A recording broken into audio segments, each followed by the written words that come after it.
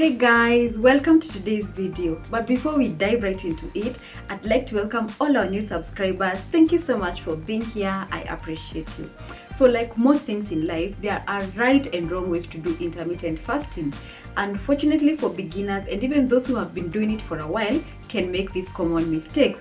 Regardless of where you stand on the intermittent fasting spectrum, here are some common mistakes that people make and how to avoid them. Number one is not eating enough when you break your fast. And people often confuse intermittent fasting with dieting. This often leads to the misconception that one should eat less during their feeding window. This is not only ineffective but also dangerous. There's a whole difference between the two because intermittent fasting restricts the time that you eat, while dieting restricts the type and amount of food that you eat. When you do not eat enough during your fasting days, this often leads to the body breaking down muscles for energy, which leads to a slow metabolism. How to fix this? Make sure that you eat enough during your feeding window, and this is making sure that your plate is balanced with proteins, carbs, and enough fiber. Number two is eating too much when you break your fast. And feeling hungry after a fast is completely normal, but overeating can offset all the weight loss that you have achieved. Ghrelin hormone is the one that is responsible for making you feel hungry and also increasing your appetite after a fast. But when you overeat, this hormone usually spikes, which often leads you to overeating, which leads to weight gain. How to fix this?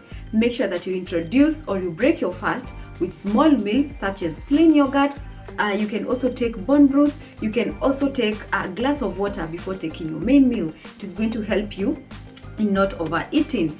If you experience hunger while you're fasting, when you're breaking your fast, make sure that you introduce foods such as proteins and fiber. These two have been shown to help in curbing cravings and also make you feel satiated. Number three is choosing the wrong foods during your eating window.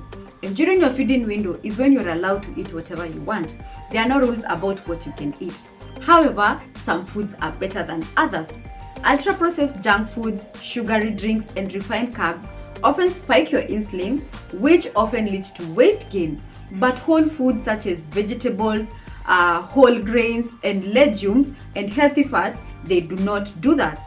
So how to fix this? Make sure that you break the fast with the right foods, which are vegetables, proteins, and some healthy fats. If you're enjoying this video this far, kindly smash that like button so that it can be able to spread to more people. Thank you.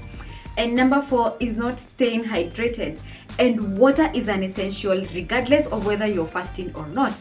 This is because it helps you to feel fuller and also less prone to cravings. Also, our bodies functions better when we are well hydrated. So make sure at least you take 2 liters of water in a day, especially during your fasting days. Number five is that you're not sleeping enough. And getting enough sleep is important for both our mental and physical health.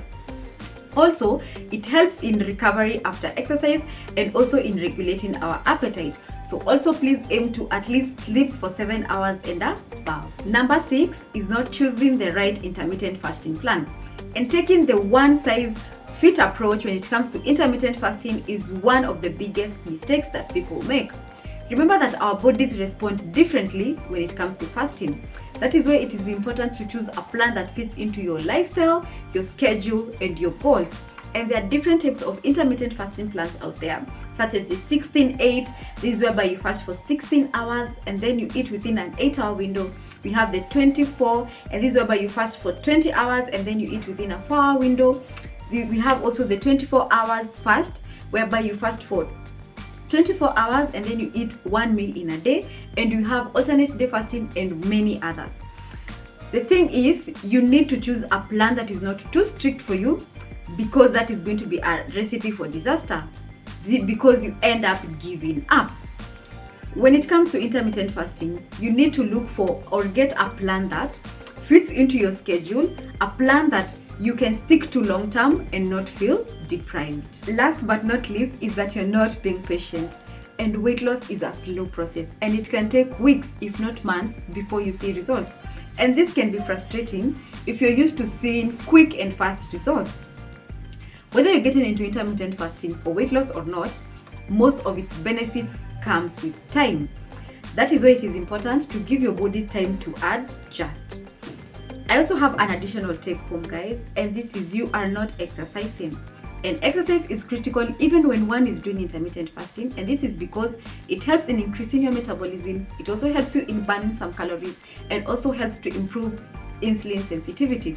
So when you're doing intermittent fasting, also pay attention to other benefits such as your energy levels and your mental clarity.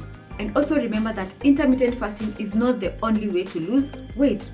Well, having said that, if you'd like to get a more personalized coaching on how to exactly do intermittent fasting the right way and also get personalized meal plans, our contacts are in the description box below. I hope that you've enjoyed watching this video. Please leave me a comment down below. Also, please subscribe if you haven't. I'll see you on the next one.